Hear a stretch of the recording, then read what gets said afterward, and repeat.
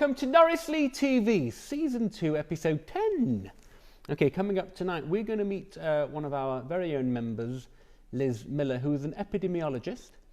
And we also meet the Kagan family, who would be celebrating their bar mitzvah in the shul this Shabbat. But before we get to there, Rabbi, what's news this week? So this week is Anti-Bullying Week. Oh, yes, that's an important anti-bullying. Yes, the kids in school are preparing to learn about how to do kindness, nice things. You know, so we're just off the bat of Mitzvah Day. That, by the way, was a great success. Yep, a lot of people dropped off the food and it was good. It was really unbelievable. I think perhaps they might consider having the Martin's driveway as the next stop.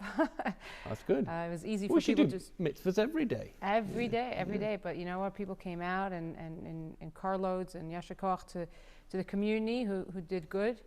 And so I think it's important to recognize it's interesting how every day there's like something special, no? That it's this day. It's that So today's Mitzvah Day, and this week is Anti-Bullying Week. You know, it's very important. You know, what do you consider bullying? Because the Torah says that about bullying, says "Loisonu ish esamisa," you shall not afflict your fellow human being, and there's different ways of doing that. There's a nas mammon, which is financial trouble you can cause other people. There's a nas devarim, calling people but with words. They can really hurt other people. You know, words can make people, words can break people. There's of course there's physical pain. Don't punch people in the face. That's very wrong. But there's also a nice ponem. You know what a nice ponem is? By upsetting someone just by a face, and you put, someone says, "Oh, do you like this?" Just pulling a face, rolling of the eyes, and snubbing someone can really upset people. Oh, absolutely. And the commentators talk about that on that verse of Loisonu ish esamisa is called a nas panim, not to cause pain and upset other people, even by the expression of your face. That's whatever, right. Right. That kind of thing. That's why you always have to do Besever Panim Yafas. That's why Besever Panim Yafas. Greet everyone with a smile. Easier said than done. Yes. Well, that's why we always say, in a Zoom, you always have to make sure that you're smiling, because when just in case it freezes, right? You don't want to your face is stuck on mistake on what? Happy position. Yeah. You always have to smile, because you never know when you're going to be frozen. Yeah, so I once spoke to a rabbi who's now retired. I said to him, what was the hardest part of being a rabbi? And he said, it's this idea of always being in a good mood and greeting people cheerfully. Sometimes you come to the shul on Shabbos and you're just not in the mood. We're all moody, aren't we? And someone says, "Good Shabbos, Rabbi," and he goes, "Shabbos." That person got really upset with him, like, "Oh, the rabbi snubbed me." Of course, he didn't mean it. He didn't want to upset someone. He just wasn't in that bubbly mood. Someone had just upset him about something else, or was something going on at home, wherever it is. But as a rabbi, you can't get away with that. No, absolutely not. It's always got to be, whether you like it or not. And it's not just for rabbis, it's for everybody. Greet people with a smile, because the opposite is considered bullying. And that's what this week is about, raising awareness of the various sorts of bullying. Do you know that this Thursday, my brother was telling me, this Thursday the 19th is World Toilet Day? You got to be kidding me. Oh yeah, they've got days for everything. So he celebrates it. Yeah, he spends the day on the loo. But actually, it's a serious thing. To raise awareness of millions of people apparently around the world who don't have basic interesting sanitational conveniences that we have. So it's quite serious. We take it for granted. We do. We take it for granted. Interesting. Even up north, they've got loos in the house. Millie actually just reminded me that Millie went to a camp, a sleepaway camp in New York, in the USA, and she was looking forward to it. She was excited. It was like all roughed out. But they didn't have the toilet. You had to walk out to go to the toilet house. And this was just a few years ago. And so I called up the director. I said, "Come on, you got to have toilets. It's like the basic necessities these days. You cannot offer toilets to these campers." But no, they really we take things for granted and think it's a luxury. I was a madrich when I was 19 in a camp in Ukraine. It was an amazing experience, by the way. Because I couldn't speak Russian and they couldn't speak English, but we made such a good connection with those kids. It was amazing, singing Jewish songs and spending 2 Shabbatot together. It was unbelievable. And no toilets. Friday, the outing on Friday during the camp was to a hotel to use their showers and toilets. Shabbos, very special Shabbos treat. It was unbelievable. And we used to go out to the...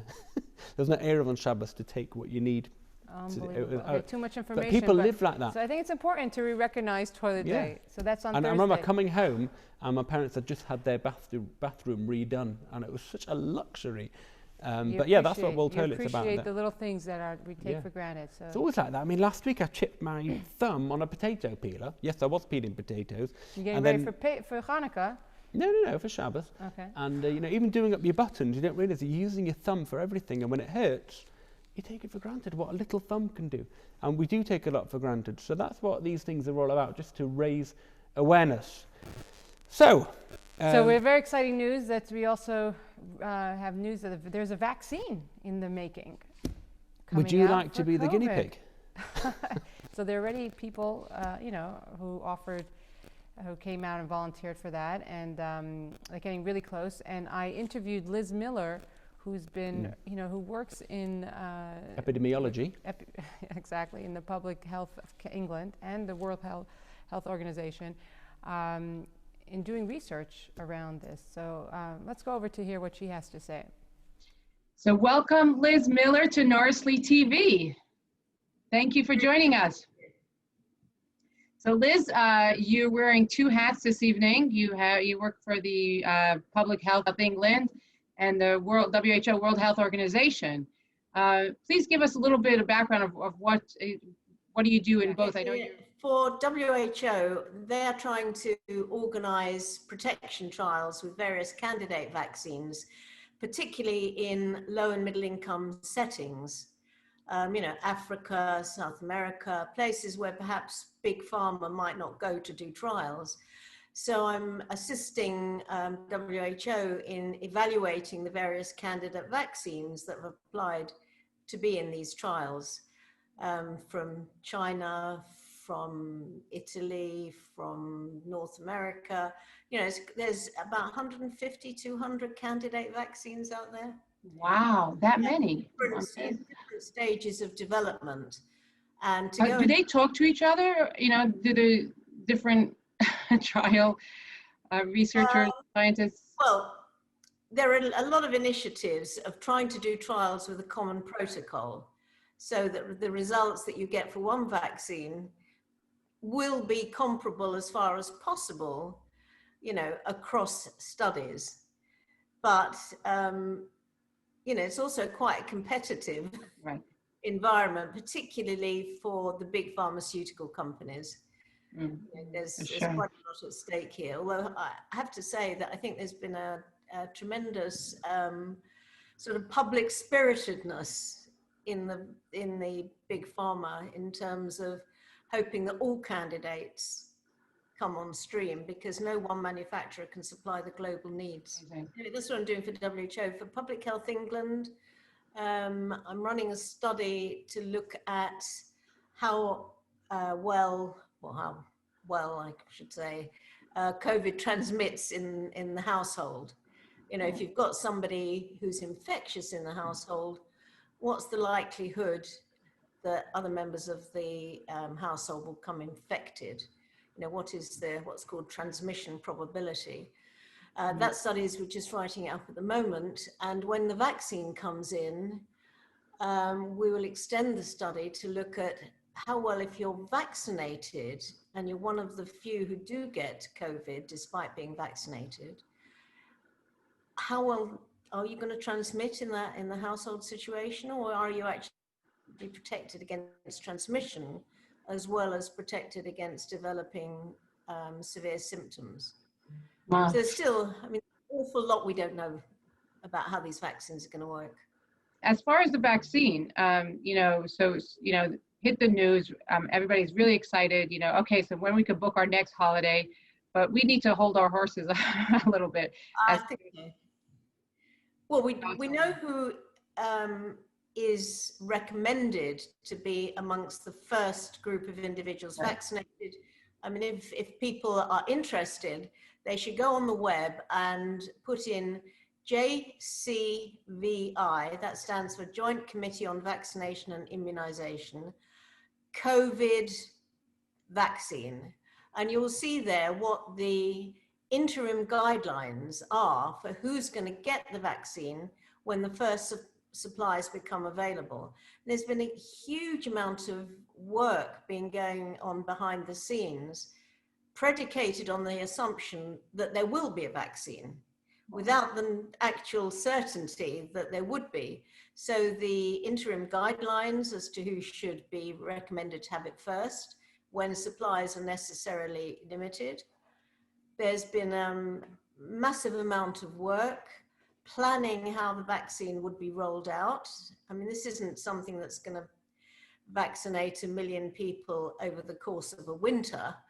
This is going to have to be, you know, within a few weeks. So the logistics are really challenging here, but there's a huge amount of planning been going on for months and months to ensure that, you know, when the first vaccine does come, we know who it's going to go for and that there's an infrastructure to deliver it. Wow, amazing, amazing the amount of work that we don't hear about. And as far as the vaccine, I mean, we, you know, they talk about in the beginning, you know, they say COVID's like the flu, but then they realize that COVID is actually more than the flu. It's really, you know, it's a whole other stream. Is the vaccine like getting the flu shot? You know, will we feel this? Will we feel, or is it not? And will we get symptoms of COVID, like symptom like COVID? You know, we know it's. I mean, it's a popular misconception that people say, "Oh, I got the flu from the flu jab." That's completely impossible. It is not a live virus. The flu jab that you have in the winter is just a little bit of the virus. It's not living. All it does is stimulate antibodies to protect you against the virus if you meet it later that season. So you can't get flu from the virus. What you can get is a bit of a fever, you know, feeling a little bit off color for a day or two. Obviously, where the injection was done, you can have a pain, swelling, tenderness in the arm. And that is most effective vaccines. If they're working, they're going to do something to the immune system, activate the immune system, and you will have local effects at the injection site. You'll also potentially have a bit of fever and feeling a little bit of off color. This is not flu, it is not COVID. It is just what's called a systemic reaction to the vaccine as your immune system kicks in and starts making protective immunity against the virus. I have friends who told me that, you know, they tested positive for COVID. They had the symptoms, you know, no taste, no smell, and then they got tested for the antibodies, and there were none. How does that, you know, if is that even possible? If people would get this vaccine, does automatically the immune system build these antibodies against it? If you tested positive, and it's a good test that's not a false positive, and you look 3 or 4 weeks later with a good antibody test, we find that about 95% of people who have got a good, you know, swab positive up the nose will have antibodies if tested by a good test. Now, there's a lot of do-it-yourself tests out there on the market that don't often pick up antibodies. So the majority of individuals will make antibodies if they've had confirmed COVID. And even those that don't make antibodies may have an immune response.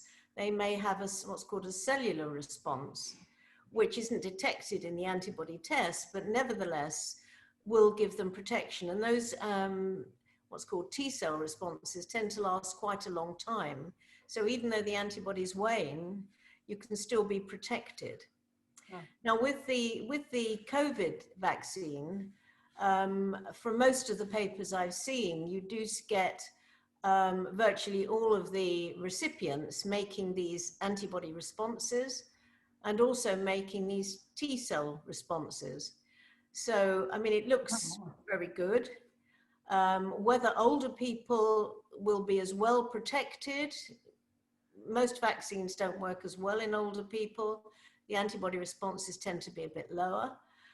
But, you know, so there's quite a lot to work out yet as to how best, you know, is it going to be old people that are best protected, even though, the vaccine perhaps doesn't work as well in them as younger people. The risk of the disease is much worse in older people. But the interim guidelines are that the vaccine should be given to over 80s, first of all, particularly those that are in healthcare settings, like care homes, which did account for 50% of the deaths in the first wave. That's the target group. And unless there is very strong evidence from the trials that the vaccine is just not going to work in over 80s, which I don't think there is, that will be the first target group and their carers. So give them some sort of protection, absolutely. That's great. And once I guess we get to the middle-aged people or even the younger to be able to get this vaccine, will they be do we know, or is that part of the study to find out if you can catch it from somebody who's been vaccinated or who's tested? Yeah, I mean that's one of the things. How well does the vaccine protect somebody? We know that from what we've read, in the press, that it stops you getting 9% of the time a symptomatic COVID infection. We don't know whether or not there are asymptomatic infections, that is people with no symptoms, who could still be infectious. I mean, some of that information may come out when we see the full details of the analysis from the trials. We've only seen the headline results so far. So that will be one of the, sort of big questions. With most vaccines, they do have not only do they protect you against the symptoms, they do actually reduce the risk of you transmitting if you're exposed. So I would be surprised if it didn't have some benefit in protecting you against infecting somebody else, even if you're without symptoms. I said we don't know yet. Right. Okay, so it sounds like we have some great news that there is a vaccine, that's going to come out shortly in the next, please God, very soon. But the bad news is that we can't have our simchas yet. We can't travel yet. We don't know if that's going to be, when we do have those vaccines. I mean, clearly, we're going to be in a different place in a year's time. There will hopefully be 2 or 3 other vaccines out. We'll know much more about them. We'll know more about how long protection lasts for. And it may be that, if you have been vaccinated and you can rely on the vaccine not only protecting you, but protecting you from transmitting to anybody else, it will be, the passport to travel as we used to, as we used to know it. Right, absolutely. I mean, they talked about it. I mean, at the end of the day, though, it was really quick that we were able to get to this point, because I remember, astonishing, absolutely astonishing. When COVID first hit, they were talking vaccine. They're like, that's not going to happen for another 2 years. And the fact that that's really something. Well, usually industry, they don't like to sort of take a gamble.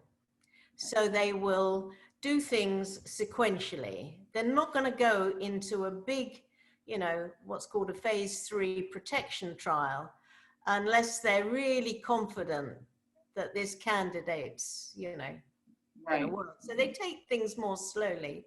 Here, they've been planning phase 3 trials, the protection trials, at the time they were putting the first vaccines, into individuals. And that's quite a gamble for industry, on the grounds that many vaccines, they look good, but you really get weeded out as you have more and more information. So it was quite a gamble. It was quite a gamble of the Department of Health to buy up front. And this isn't on a kind of, if we don't like it, we'll give it back. This is buying the vaccines before it's known that any of them work. Huge investment. I mean, people have been taking, I say, gambles because the stakes are so high. What there won't be a gamble with, though, is the safety of the vaccine. Right. Okay.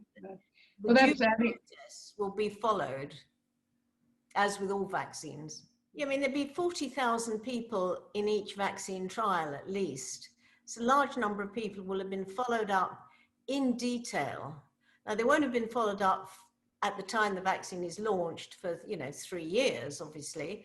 That will happen afterwards, and as the vaccine is rolled out, there will be very, very careful scrutiny. People who feel they've had side effects can report these to the licensing authority.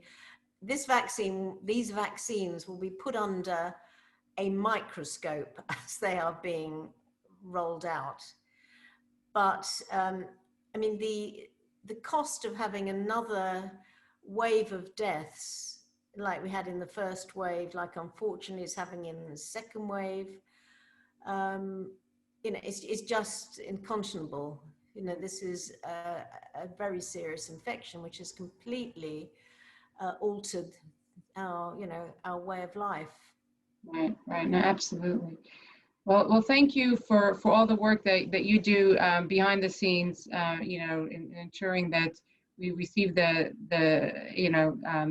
correct and safe vaccine. And I know that there's a lot of people that are working on making this happen, and you're one of them. And we really appreciate you coming on Norsley TV and giving us a little snippet of what goes on, and hope that one day we will be able to go see family abroad and be able to I hope so. Work together. Yeah, I think we all, you've got family abroad, you've got family in Israel and in Holland. It's hard not being able to see them. Right. But I'm quietly confident that we'll be in a different place this time next year. Amen. Well, that's great to hear. I mean, we have a lot of bookings for bar and bat mitzvahs next year, so I'm sure they'll be very glad to hear that. Thank you very much. Talk to you. Thank you, Liz. Thank you very much. Did you know that there were 200 trials out there for vaccines? No. It's unbelievable. That's how many that they're working on, and so they will come out with something. That's the good news. The bad news is it's not going to be tomorrow, that we're going to be able to get on a plane.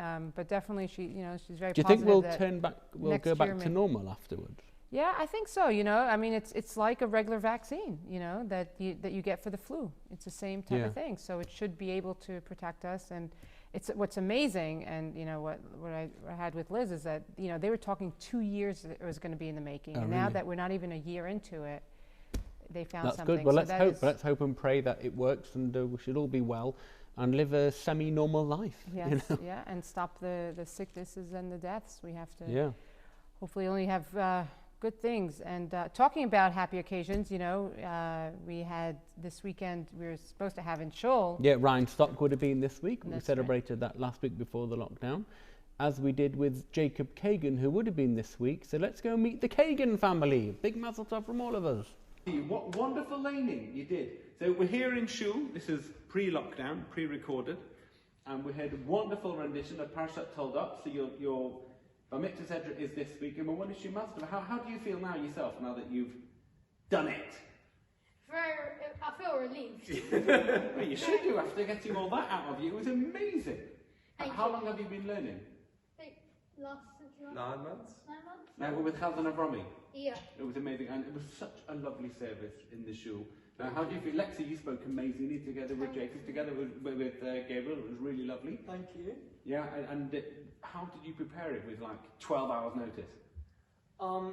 We procrastinated for about 11 hours, and then At the 11th hour. We were getting in the car with us together. Yeah. Story of my life. Yeah, and how are you feeling?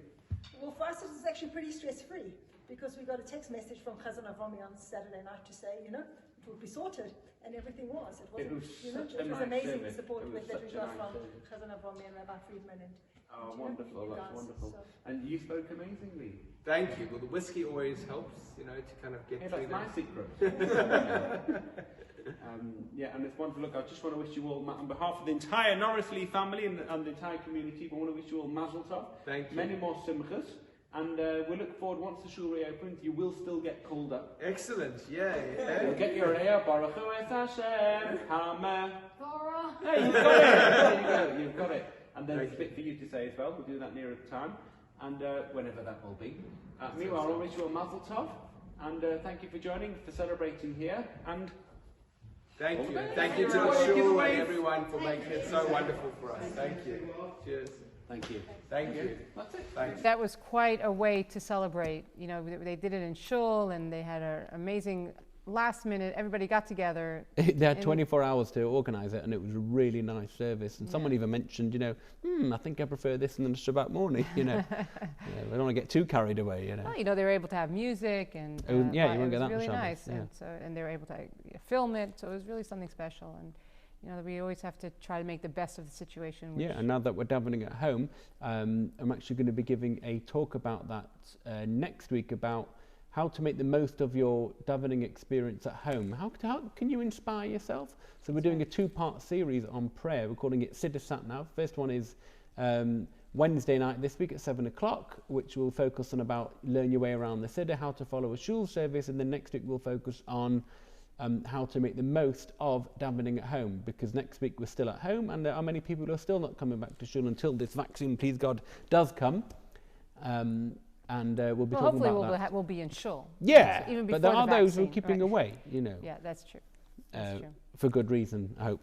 Yes, for sure. Yeah, so that's this Wednesday. But before that, there's other stuff going on, isn't there? Yeah, we have Rosh Chodesh. Rosh Chodesh is this Tuesday, tomorrow. Tuesday, yeah. Rosh Chodesh. In fact, tonight already. Rosh Chodesh right. Kislev. It's a new month. Very exciting month, a happy month. Yeah, so actually, I'll be joining Hadassah, Rebbetzin Hadassah Fromson in her... For the women's Rosh Chodesh Hallel. That's right. this Tuesday. That's 1:30 on Tuesday. 1:30 on Tuesday, for women only. That's Tuesday, 1:30. And the rabbi's shir on Tuesday night, he'll be discussing this week about the law that came out. You mustn't smack your kids. In Scotland, it's illegal. Oh, so we're going to have all the Scots coming into England to beat the kids up? Well, we're going to hear what the halacha point of view of it. Well, beating up, you shouldn't beat anyone up, but sometimes, as I say in Yiddish, you know, a fraskin tuchus, you know, a bit of petch. Well, we'll see if that's in the halacha? Shulchan Aruch. What's the halacha about these things? It's brought down in halacha in terms of the 9 days about causing harm to other people. And it's brought down that traditionally parents would, you know, give a slap or something to be mechanech and to discipline the kids. And yeah, it does have many halachic implications, but that's now absolutely illegal in Scotland. So the rabbi will be talking about that. It's an interesting topic.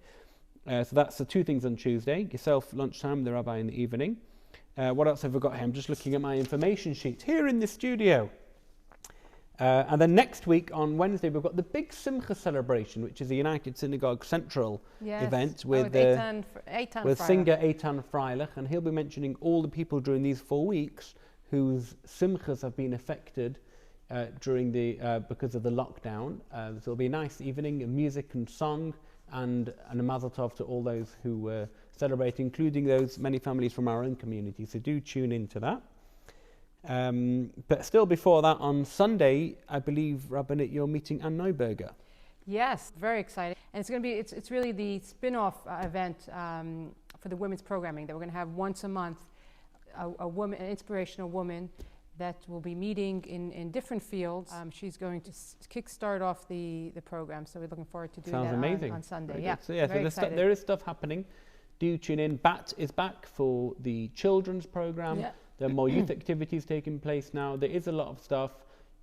If you're not aware, just please be in touch with any member of the rabbinical team, the office team, the youth leaders. There is stuff happening here. Get involved.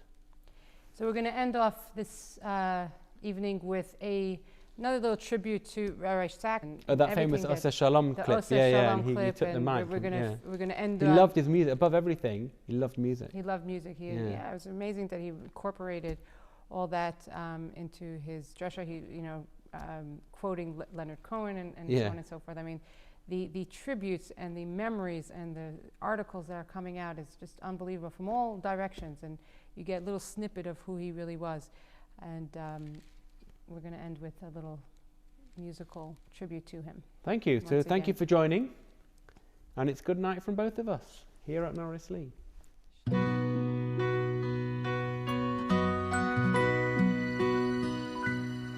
The 60th anniversary is a really, really great moment.